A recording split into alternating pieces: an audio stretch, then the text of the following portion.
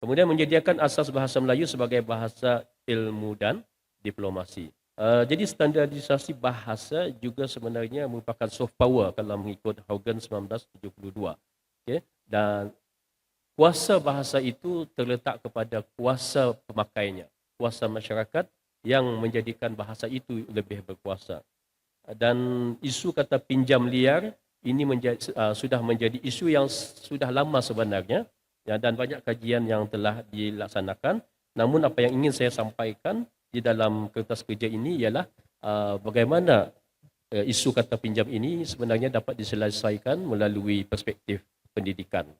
Jadi antara objektif intervensi pendidikan yang boleh dilaksanakan ialah bertujuan untuk membina next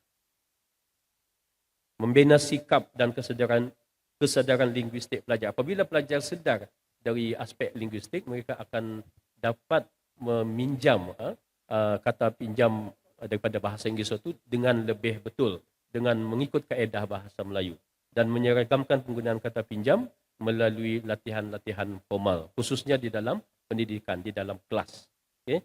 Kemudian jika ini berlaku, maka ia akan dapat menjembatani pedoman Dewan Bahasa yang sudah banyak kita hasilkan, kamus, KKBI dan sebagainya itu, agar dapat diamalkan dalam kehidupan harian pelajar, khususnya di dalam pendidikan. Kemudian menyediakan asas bahasa Melayu sebagai bahasa ilmu dan diplomasi. Next.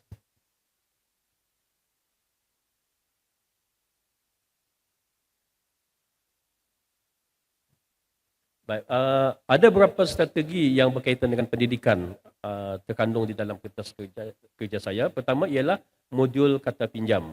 Jadi jika nanti modul kata pinjam ini dapat diselaraskan antara Brunei, Malaysia dan Indonesia, maka ia akan dapat digunakan sebagai sukatan, sukatan silibus atau kurikulum penggunaan kata pinjam bagi peringkat rendah, menengah dan universiti.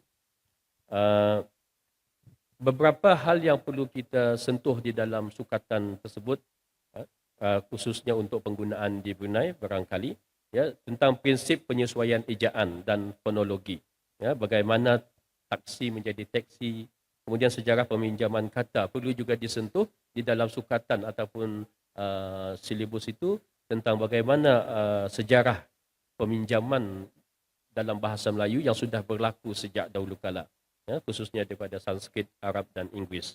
Kemudian kita perlu melihat latihan banding bentuk rasmi berbanding salah ejaan pelajar. Jadi pelajar-pelajar dapat melihat bagaimana kesalahan-kesalahan itu dilakukan apabila kita mengajarkan bentuk-bentuk yang betul.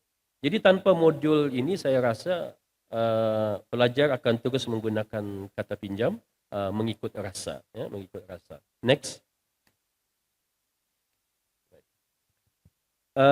Pada masa ini kita sudah memiliki istilah-istilah moden, antaranya swafoto, tanda pagar, muat turun, pelayar web, tunas niaga, suri teladan, gegantung, pasca nilai dan sebagainya. Namun senarai ini saya lebih merasakan ia lebih berjaya di Malaysia dan Indonesia. Sedangkan di Brunei pelajar-pelajar kita janggal, ya, menyebut perkataan-perkataan ini. Mereka lebih suka mengekalkan di dalam media sos, di dalam perbincangan, di dalam pembentangan kertas kerja dan sebagainya. Mereka masih mengekalkan perkataan-perkataan seperti download, startup, role model, postmortem dan sebagainya, ya. Kemudian ada perkataan-perkataan retweet misalnya, yang ini juga saya bincangkan dengan Encik Fazil semalam. Retweet di Brunei masih mengekalkan retweet. Jika ada poster ataupun hebahan ataupun memo di universiti, mereka seluruh poster itu dalam bahasa Melayu, tetapi perkataan retweet masih dikekalkan, ya, retweet. Jadi ada yang mengatakan retweet itu mesyuarat bermukim atau perbincangan santai. Jadi banyak istilah yang digunakan untuk memadankan atau memberikan padanan kepada perkataan retweet. Barangkali Mabim dengan kerjasama ketiga-tiga negara dapat menghasilkan istilah padanan kata Yang satu daripada satu kata pinjam itu mungkin boleh disenarkan beberapa, satu atau beberapa kata pinjam yang diterima dan selesa digunakan di ketiga-tiga negara. Okay. Next.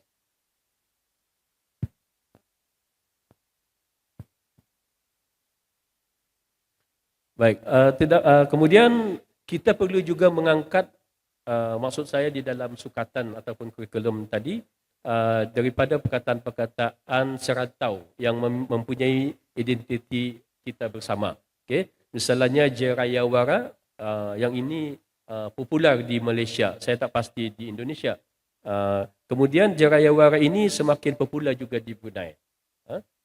Jeraya itu diambil daripada perkataan dialek di Sabah, Jeraya.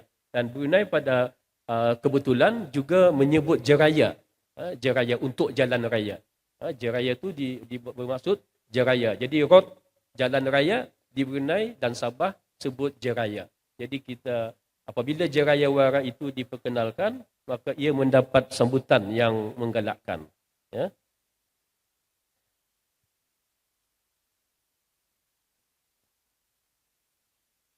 Begitu juga dengan Reruai, Reruai.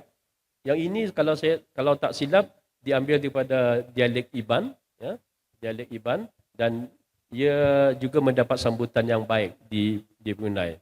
Bicarawara, tunas niaga dan kenduri ilmu. Jadi secara apabila kita melihat kesannya dalam pedagogi, kita akan melahirkan ataupun mewujudkan suasana yang akan dialami oleh pelajar-pelajar memiliki kepunyaan serumpun antara Brunei, Malaysia dan Indonesia. Dan bahasa Melayu sebagai bahasa serantau, Mabim, bukan sekadar nasional. Next. Jadi strategi pendidikan keempat ialah berkaitan dengan imbuhan dan morfologi.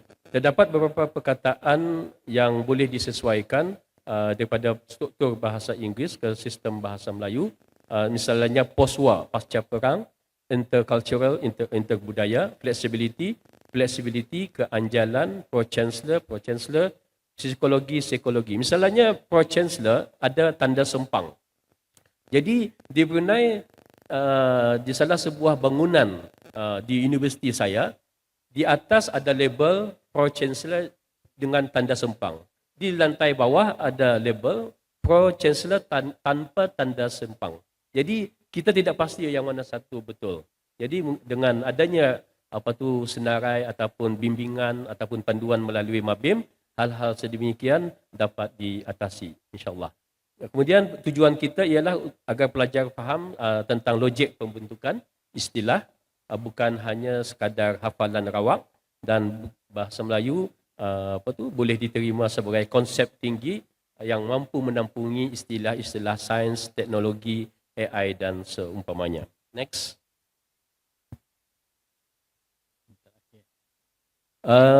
Kemudian strategi pendidikan yang kelima ialah terjemahan kritis. Jadi mungkin nanti di dalam kurikulum itu adanya aktiviti yang berkaitan dengan terjemahan.